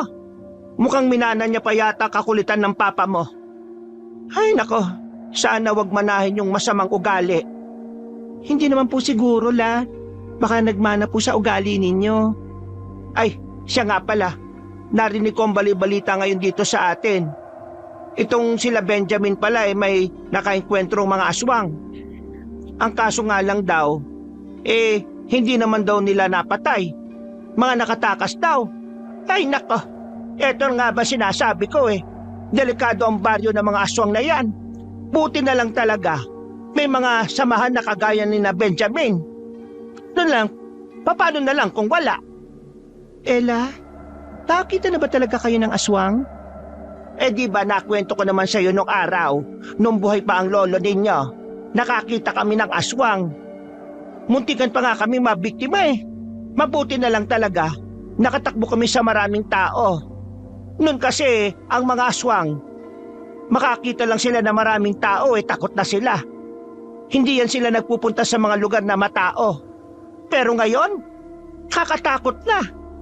Kahit na dito sa baryo natin na maraming tao baka hindi na sila natatakot Kaya ikaw Anita wag na wag kang magpapagabi. Kapag hindi mo kayang sunduin si Nitoy, magpasama ka na lang kina Benjamin o kaya naman kay David. Mahirap na. Mga taga Maynila pa naman kayo. bumuntong hininga na lamang si Anita. Sa mga nangyayari, naiisip niya na rin na hinga ng tulong ang dalawang binata. Ibaba na lamang niya ang kanyang pride dahil mas mahalaga sa kanya ang kaligtasan ng kapatid. 5 araw pa ang nakalipas, naging maayos naman ang buhay ng dalaga at ng kanyang pamilya. Sa kabila ng mga kababalaghan na nangyayari, nanatiling payapa ang mga buhay nila. Pero hindi pa rin siya naging kampante. Kaya naman Tuwing papasok si Nitoy ay nakikisabay na ito kay David o kaya naman minsan kay Benjamin. Ate, kanina pa tayo naghihintay. Magagabi na. Pero wala pa rin sila Kuya David at Kuya Benjamin. Dapat pala ate, naglakad na lang tayo kanina pa eh. Ayan ka na naman. Huwag ka nga bang bida-bida. Nung nakaraan, munti ka na tayong mapahamak dahil sa kagagawan mo eh. Baka nakakalimutan mong inis pa rin ako sa'yo. Kaya manahimik na dyan. Maghihintay tayo rito. Hindi tayo aalis hanggat wala sila. Baka po kasi hindi naman tayo susunduin eh. Kasi hindi naman po pumasok si Buknoy. Ay naku, ang kulit mo. Sabi ng manahimik ka nga muna eh. Nakatayo lang ang dalawa sa harapan ng paaralan. Mag-iisang oras na sila roon. Wala nang ang estudyanteng lumalabas. Lahat kasi ay nakauwi na. Kaya naman, hindi na rin maiwasan ni Anita na mag-isip ng kung ano-ano. Maya-maya pa, may dumating na tricycle. Anita! Nitoy! Tara, sakay na! Sabi siyo, darating sila eh. Ha? Wala kan mo sinabi ah. Pasensya na kayo ah. Medyo natagalan eh. Pinaayos pa kasi namin tong sira sa bandang gulong. Pero ngayon, ayos na. Ito na magiging service natin palagi.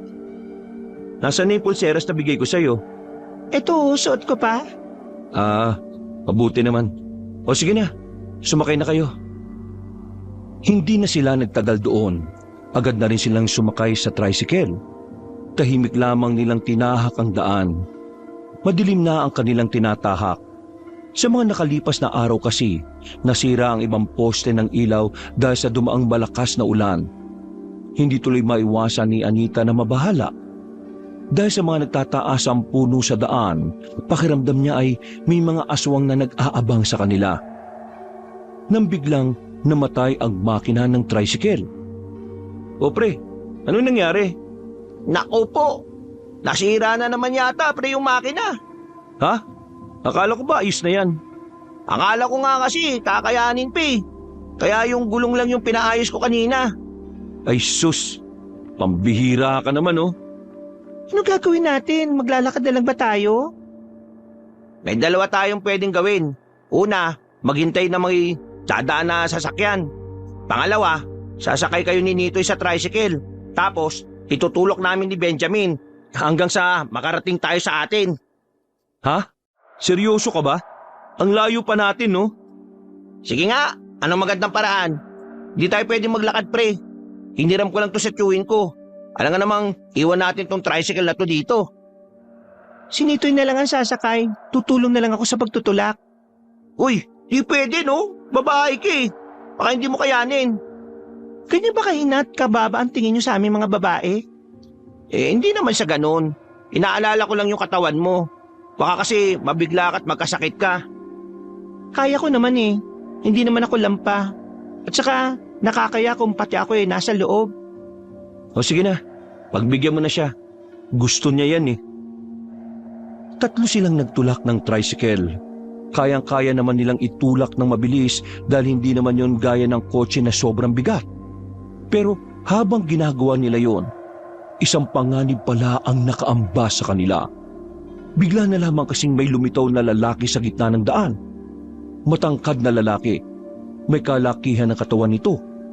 Nang matutukan ng ilaw ang tricycle noon, nakilala ito ni Anita. Ikaw nga yun. Anong ginagawa mo? Bakit mo kami hinaharangan? Ikaw ang anong ginagawa mo? Bakit mo kasama mga yan? Hoy, magkakilala ba kayong dalawa? Hindi ko siya kilala, pero minsan niya na akong pinagtanungan kung nasa nakatira yung albularyo ng baryo natin. Aswang ka! Akala ko hindi nyo malalaman kagad eh. Totoo nga sinabi ng mga kasamaan ko, may angking husay din kayo. Meron pa silang hindi nasabi sa'yo. Hindi nila binanggit na pwede kang mamatay kapag nakaharap mo kami. Anita, hawakan mo ang kapatid mo ah. Matakip na lang din ang mga mata. Papapalabang kami ngayon. Agad na kinuha ni Anita ang kanyang kapatid. Ramdam niya ang takot ng bata. Nanginginig yon sa takot. Kahit siya, hindi niya rin mapigilan na mabilis na pagtibok ng kanyang puso. Sa tingin niyo ba, haharap ako sa inyo na mag-isa kung hindi ko kayo kaya? Abay malay namin kung bida-bida ka lang. Kunwari malakas pero papogi lang. Hindi ba pre? Ayoko na maraming shot-shot. Tapusin kagad natin to. Malaking sagabal kayo sa mga plano namin eh. Eh di simulan mo. Dinukot na ni Benjamin ang kanyang itak. Ganon din si David. Hindi nagtagal, agad na umatake ang lalaking aswang. Nagmamadaling lumapit yon sa kanila. Sinalubong naman ito ni Benjamin. Pagkagupit nito ng itak, nakailag ang lalaki. Marunong din ito makipaglaban base sa kilos nito. Dalawa na kayo pero hindi niyo pa rin ako matamaan. Ha! Mga mahihinang nilalang. Masyado ka madaldal eh, no? Nang si David naman ang lumapit, magkakasunod na hagupit ng itak ang ginawa nito. Dahil sa agresibong pag-atake ng binata, nagawa na nitong patamaan ng aswang. Agad din namang rumispondi si Benjamin. Pagtaga nito, tinamaan nito ang kalaban nila. Sirit agad ang dugo sa braso ng aswang. O ano, palag? Hindi na kontento si David. Wala itong sinayang na pagkakataon. Inatake niya lang ng inatake. Ang hindi alam ng aswang ay sinasadya lamang ito ni David para magkaroon ng mas magandang pagkakataon si Benjamin. Maya-maya pa, nahiwa ni Benjamin ang aswang sa bewang. Dahilan para mapatigil ito at pansamantalang dumistansya. Gusto ko malaman ang pangalan mo. Para bago ka mamatay, mas madali kitang matatandaan na minsan may pinasilang akong mahina na kagaya mo. Dado pangalan ko. Dado ang pangalan ng aswang na papaslang sa'yo. Muling lumusob si Benjamin. Pero sa pagkakataong ito ay tila biglang lumakas ang kalaban nila. Bumilis din ang kilos nito kumpara sa mga naunang minuto. Tinamaan ng suntok si David. Natumba agad ito dahil sa lakas ng kamao ng kalaban nila. Mabuti na lamang, agad na nakaresponde si Benjamin. Hinataw nila ulit ng itak ang lalaki, pero hindi na yun tinamaan. Mabilis na nakaiwas ang aswang. Sa halip, isang malakas na suntok din ang pinatama nito sa tagiliran ni Benjamin. Nabitiwan ng binata ang itak.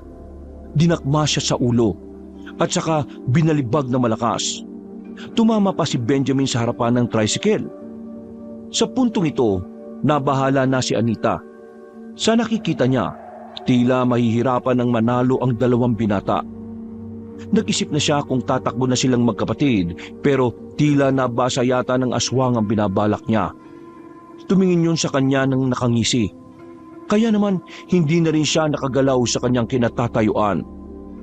Ano? Tatakas ka? Ha! Kala mo makakatakas ka? Wala ka namang kayang gawin ngayon nakabulagta na tong dalawang to oh. Wala ka na rin pag-asang mabuhay pa. Pati na rin ang batang kasama mo. Huwag! Sa'yo damay! Huwag na lang! Hoy! Kami kalaban mo! Huwag ang mga taong alam mong walang laban sa'yo! Oh, nakakabangon pa pala kayong dalawa ha? Akalain mo nga naman. Akala ko ganun lang kayo kahina eh. Pinahangaan niyo ako ah. Muling pinagtuunan ng aswang ang dalawang binata. Bigla na lamang itong gumapang na mabilis at dinamba si Benjamin. Humaba ang kuko nito. Nang kakalmutin na sana nito si Benjamin, bigla na lamang may tumarak na palakol sa ulo ng aswang. Dahil dito, agad na nakaalis si Benjamin sa ilalim ng kalaban nila. Pagtingin nila sa gilid, naroon si Mang Pepe, ang albularyo na pinuno ng kanilang samahan. Mang Pepe, paano kayo napadpad dito? Kung saan may gubat, dapat alam niyong sa gabi nandun ako. Sa wakas, nakita ko na rin ang isang to. Ay, ikaw! Matagal mo na akong hinahanap, di ba? Oo, ikaw nga! Pepe! Gigewang-gewang na ang aswang. Napuruan ito ng palakol sa ulo. Pasensya ka na at hindi tayo nagkaroon ng matinong laban. Inabutan kita sa ganitong paraan. Pero bagitong aswang ka pa. Hindi ko ang gusto ko makaharap. Nasaan ang amo mo? Hindi na sumagot ang aswang na si Dado. Tumawa na lang ito hanggang sa tuluyan na nga itong bumagsak at malagutan ng hininga. Napailing na lamang si Mang Pepe. Kayong dalawa naman, ang tagal nyo na sa sabahan, hindi nyo malang inayos tong laban. Kung kanino nyo pa binira sa ulo yan, edi patay na yan. Masyado kasi siyang mabilis kanina. Pasensya na ho. Walang magagawa ang pasensya. Ang mahalaga, ligtas na kayo. Napatay natin ang kanang kamay ni Efren. Teka, kasama niyo pala ang magkapatid. Anita, ayos lang ba kayo? Opo, ayos lang po kami. Kinabahan lang po kami kasi akala ko makakain na kami ng mga aswang. Huwag kang mag-alala, ligtas ka na. Patay na ang aswang na ito. Ate, uwi na po tayo. Natatakot na po ako eh. Baka mamaya kainin tayo ng mga aswang.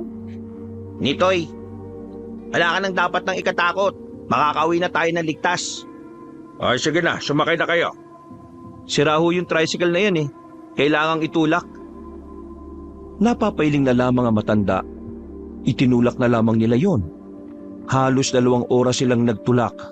Hanggang sa matsyempohan nilang rumoronda ang mga pulis mula sa bayan. Hindi na sila noon hanggang sa makarating na sila sa baryo. Pag-uwi nila, hindi na nagdalawang isip sila Benjamin at David na ipagtapat kay Aling Linda ang mga nangyari. Hindi makapaniwala matandang babae.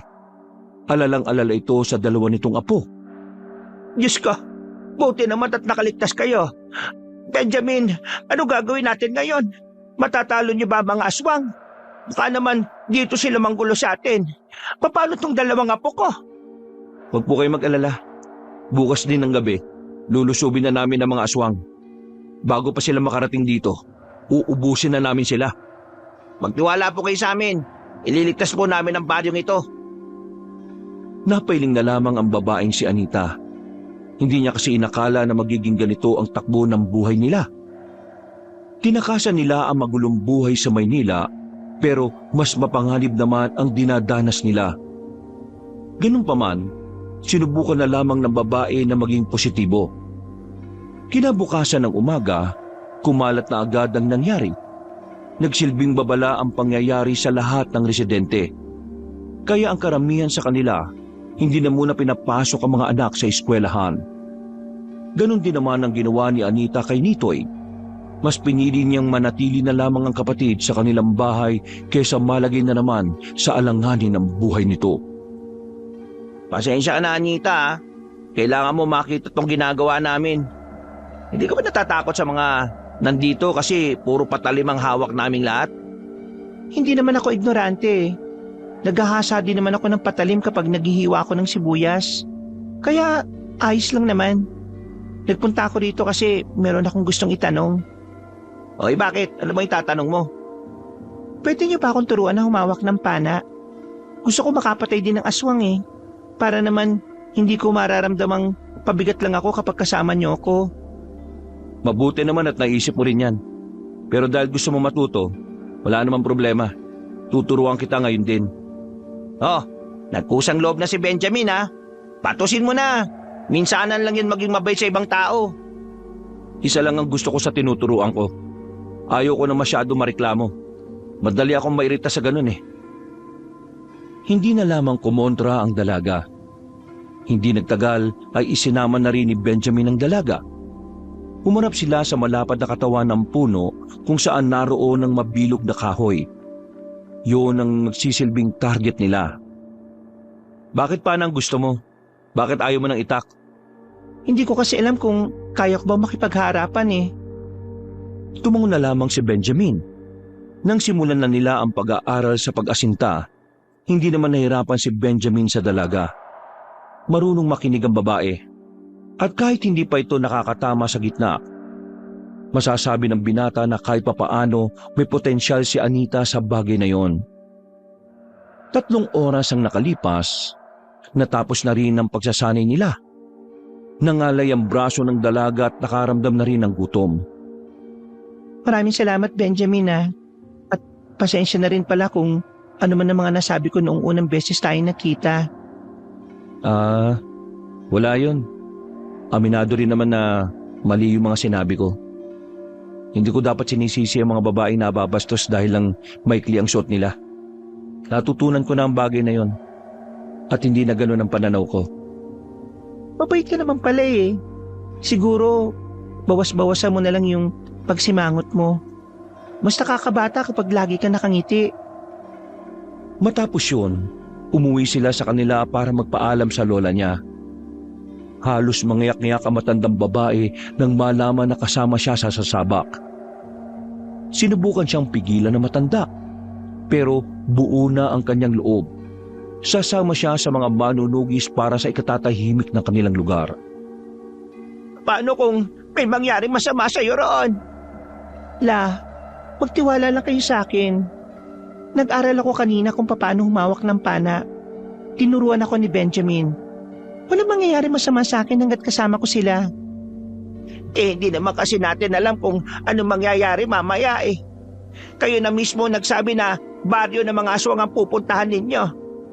Ibig sabihin, marami ang mga naroon. Kakayanin niyo bang lahat yon? Diyos ko, bakit ba ito nangyayari sa atin? Hinawakan ng dalaga ang magkabilang pisngi ng kanyang lola. Ngumiti siya na malapad. Pinapakita niya na handang-handa siya sa mangyayari kahit na ang totoo ay natatakot din siya. La, pinapangako ko, babalik ako dito. Kailangan ko lang talagang gawin ito para makatulong ako para sa baryo natin. Tumango-tango na lamang ang matandang babae.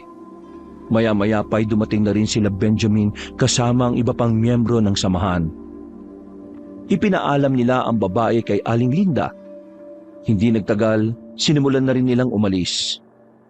Makalipas lang ang kalahating oras, nakita na rin ni Anita ang daanan patungo sa sinasabi niyang baryo.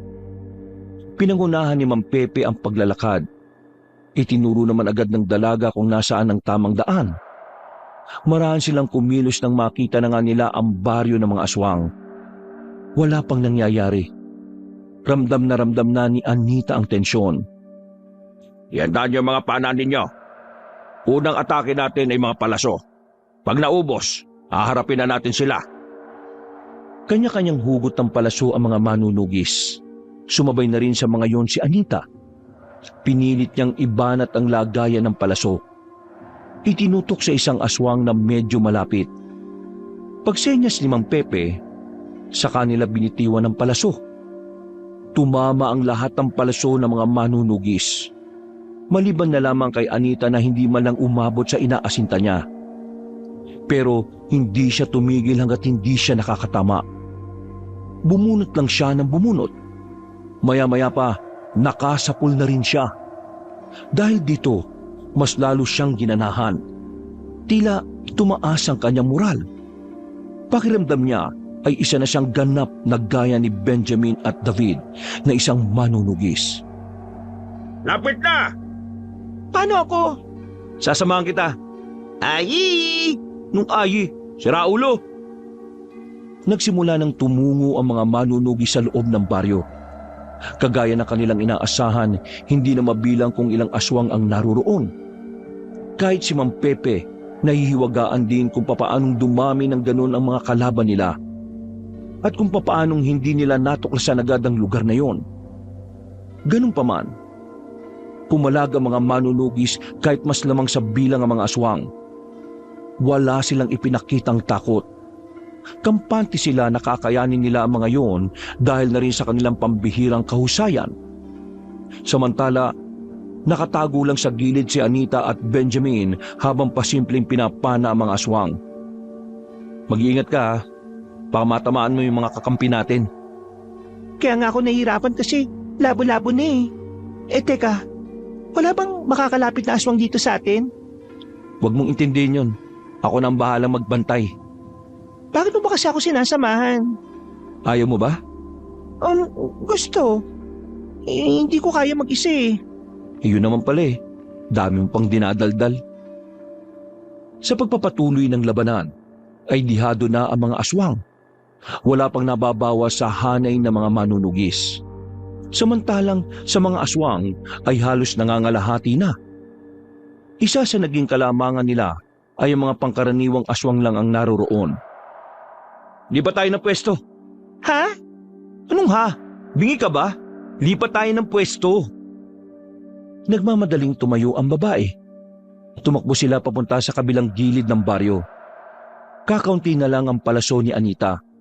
Pero dadalawang aswang pa lang ang natatamaan niya. Ang ibang palaso ay kung saan-saan pa napupunta. Gamitin mo yung tinuro ko sa'yo kanina. Pambira ka naman, oh. Ang sakit na ng braso ko eh. Hindi ka pwedeng sumabak sa ganito kung mas marami ka pang reklamo kaysa napatay na aswang. Ang ingay mo kasi eh. Manahimik ka para makafocus ako. Nanahimik na ang binata ng mga sandaling yon. Itinuon na lamang din ng dalaga ang kanyang atensyon sa mga aswang. Pero kalaunan, naubusan na rin siya ng palaso. Sa kasamaang palad, wala na siyang tinamaan. Mabuti na lamang ay nakakalamang na sa laban ng mga kasama niya. Ano nang gagawin ko? Wala na akong palaso. Eh di umuwi ka na. Ha? Wala ka nang gagawin dito eh. Umuwi ka na. Ihatid na kita. Tara na. Seryoso ka ba? Oo, mapapahama ka lang dito. Kapag nakita ka pa ng mga aswang eh, baka ikaw pa unahin nila. Tara na. Kaya na nila yung mga yan. Hinawakan na siya ni Benjamin sa kamay at hinila na siya paalis sa lugar. Pero hindi pa man sila nakakalayo, bigla na lang may humarang sa kanila. Nanlaki ang mga mata ni Benjamin. Kahit yun ang unang pagkakataon na nakaharap niya ang matandang aswang, malakas ang kutob niya na yun ang pinuno ng baryo ng mga aswang.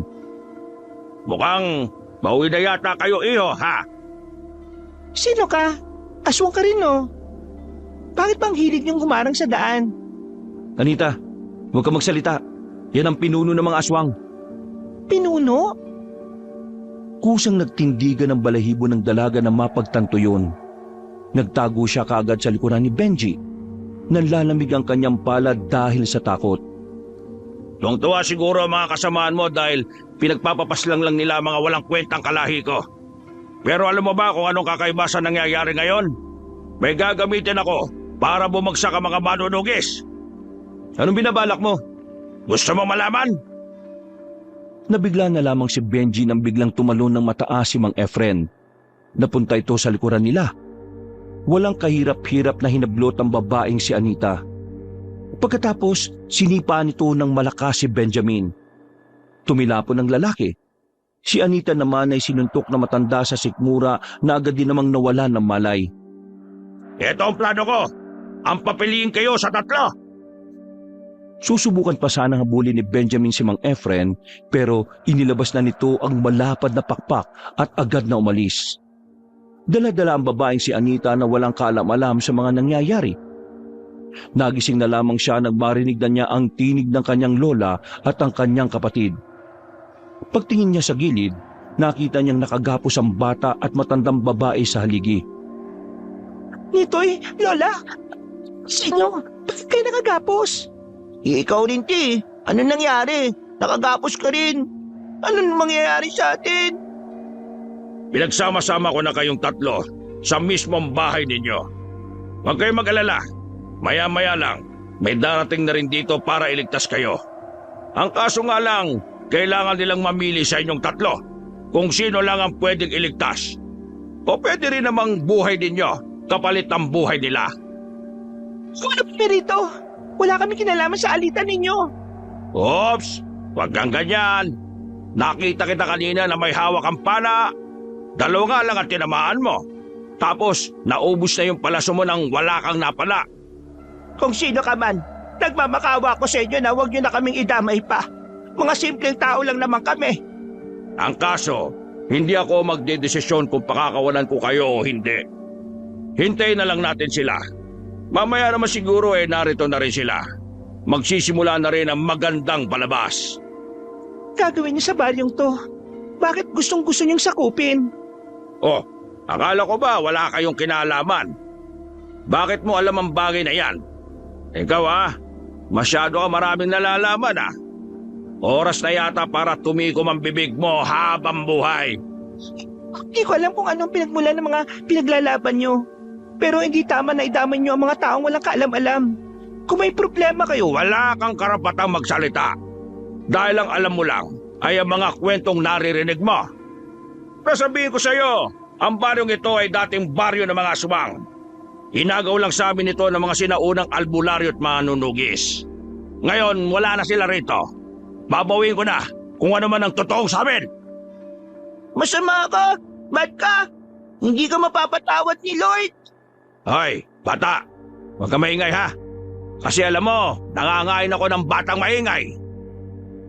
Bigla na lamang nagbagong anyo na matandang aswang. Lalong naiyak ang batang si Nitoy. Nanginginig na ito sa takot. Naihina rin ito sa salawal. Nakikiusap ako. Huwag mo nang takutin ang apo ko. Wala siyang kinalaman dito. Bata lang siya. Okay, sige. Madali naman akong kausap eh. Maawain din naman ako sa mga bata. Muling ibinalik ni Mang Efren ang itsura niya sa dati. Tawa ito ng tawa. Para nitong mamamatay sa kakahagalpak. Awang-awa naman si Anita sa kanyang kapatid. Nagsarado ang kanyang mga kamao. Napaksama mo. Maraming salamat sa papuri, Iha.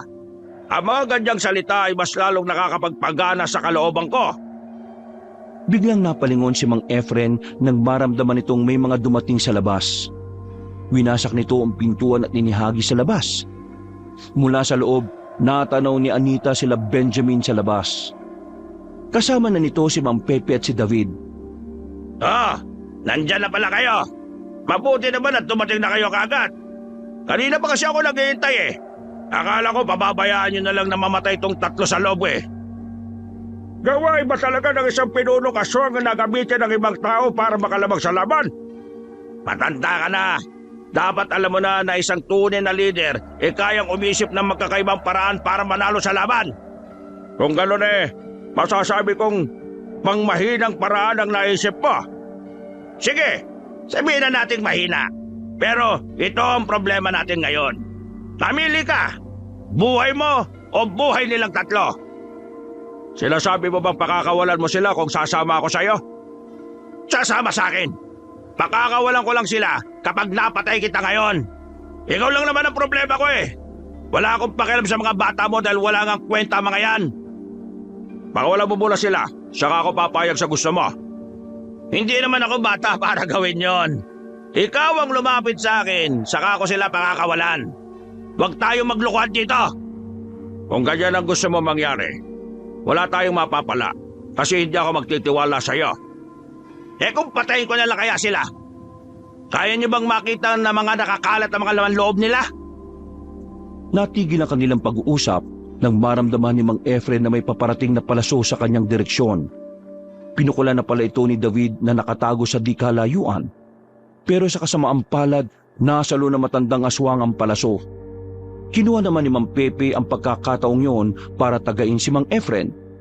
Tinamaan niya yon sa dibdib. Sa puntong ito, napadistansya na ang kalaban sa mga sandaling yon. Mabilis namang tumakbo si Benjamin sa loob ng bahay para pakawalan sila Anita. Kailangan ko kayong alisin dito. Saan tayo pupunta? Anong gagawin natin? Basta, kailangan yung lumayo. Natanggal na rin ni Benjamin ang kanilang pagkakatali. Wala silang sinayang na pagkakataon. Habang kinakalaban ni Mang Pepe ang pinuno ng mga aswang, agad na rin silang tumakbo sa likod ng bahay.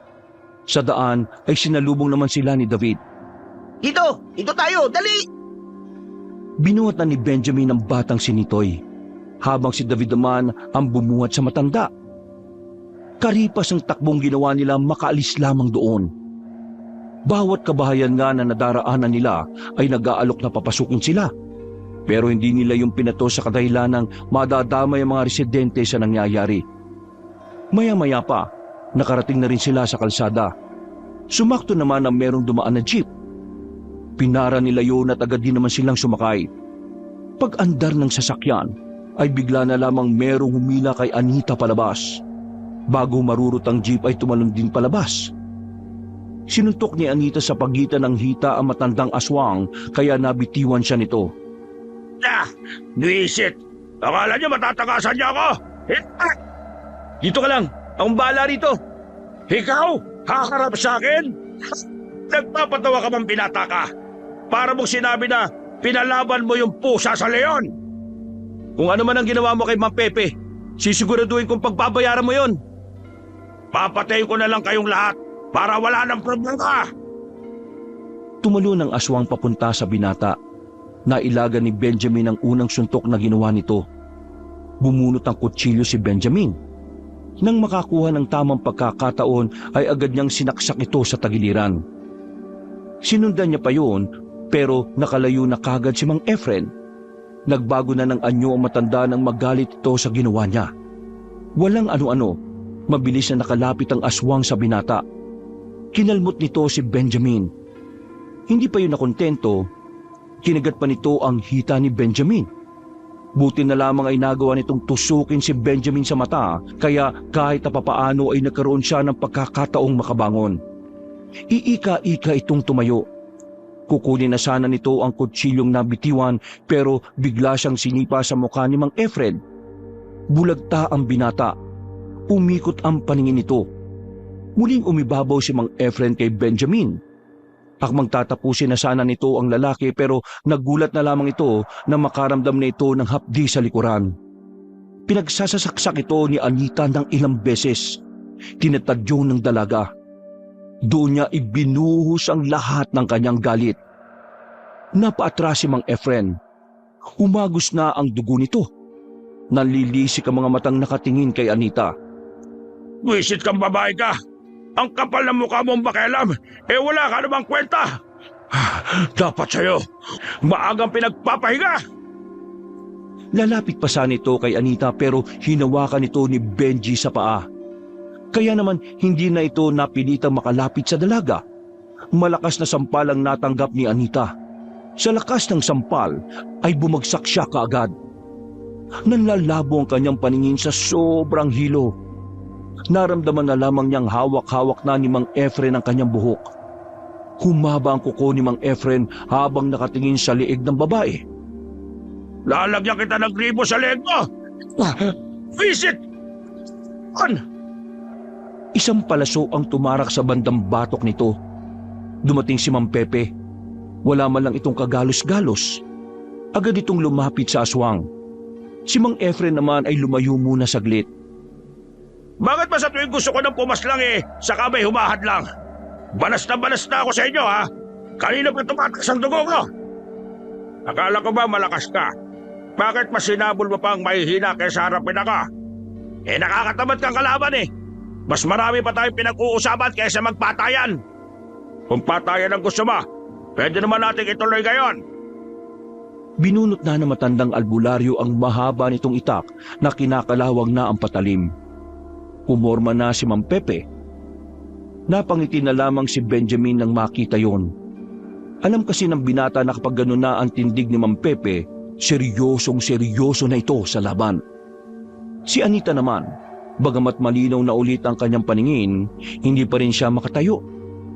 Nakikita niya ang mga nangyayari pero wala siyang magawa. Parang panandali ang nakomatos ang kanyang katawan. Benjamin, Anita, igaganti ko kayo sa siraulong ito. Manood na lamang kayo at magpahinga. Tingnan natin kung tumagal ka sa akin. Babalasayan kita, makikita mo! Parang mabangis na hayop na lumusob si Mang Efren. Ang mahaba nitong kuko ang nagsisilbi nitong sandata. Pero madali lang yung nasasalag ni Mang Pepe gamit ang itak nito. Kalaunan, tinamaan si Mang Pepe sa balikat. Pero hindi yun naging dahilan para mapabagal ang kanyang galaw. Tila walang nangyari. Normal pa rin ang kilos. At ang bawat wasiwas nito ng itak ay nagdudulot pa rin ng pagkabahala kay Mang Efren. Nagkaroon na ng pagtataka ang aswang. Hindi nito malaman kung papaanong tumatagal ang matandang gaya ni Pepe. Si Mang Pepe naman, ilag lang ng ilag. Binabasa nito ang bawat kilos ng kalaban. Mga ilang sandali lang, nakakuha na ito ng tamang pagkakataon. Isang malakas na hataw ng itak ang ginawa nito sa tagiliran ni Mang Efren. At dahil dito, tila natigilan ng aswang. Nanlalaki ang mga mata. Hindi makapaniwala sa nangyari. Pinagbibigyan lang kita kanina. Dalawak mo 3 sibilyan. Pero ngayong wala akong dapat na alalahanin pa. Ipapakita ko sa iyo ang tunay na ako. Ay, bakit? Sino ka ba? Isa ka ba sa anak ng mga sinaunang manunugis na nagnakaw sa baryong ito? Oo. Ako ang isa sa anak nila. At hindi nila ninakaw ang baryong ito. Kayo ang unang nagpalaya sa mga taong naririto noon. Binawi lang ng mga ninuno namin ng lupain ito. Kasinungalingan! Pagmamayari ng mga aswang ang baryong ito. Hindi ko sa inyo! Wala na akong pakialam kung anong gusto mong paniwalaan. Ang malaga na lang sa akin ay narito ako para pigilan ka sa mga pinaplano mo. Bigla na lamang lumundag ang matandang aswang papunta sa kinahihigaan ni Anita. Sa puntong ito, nagkaroon na naman ng kahinaan si Mang Pepe. Masyado itong nalibag sa pakikipag-usap. Hindi na nito namalaya na ang distansya lang pala ng dalaga sa aswang ay malapit lang. O ano? Hindi ka yata makapagsalita. Bakit? Takot ka bang mapahamak siya? Duwag! Isa ka malaking duwag! Manahimik ka dyan! Wala kang ibang gagawin dito kundi ang maging kapalit ang buhay niya. Ngayon, albularyo, mamili ka ulit! Ikaw o ang buhay nitong babae na ito? Mang Pepe, hayaan mo ako! Piliin mo ang sarili mo! Tuso talaga mga aswang kahit na kailan. Pero para sabihin ko sa'yo, hindi mo ako mapapaslang kahit gamitin mo pa sa akin ang babaeng yan. Ha! Sinasabi mo bang mas pipiliin mo ang sarili mo kaysa sa kanya?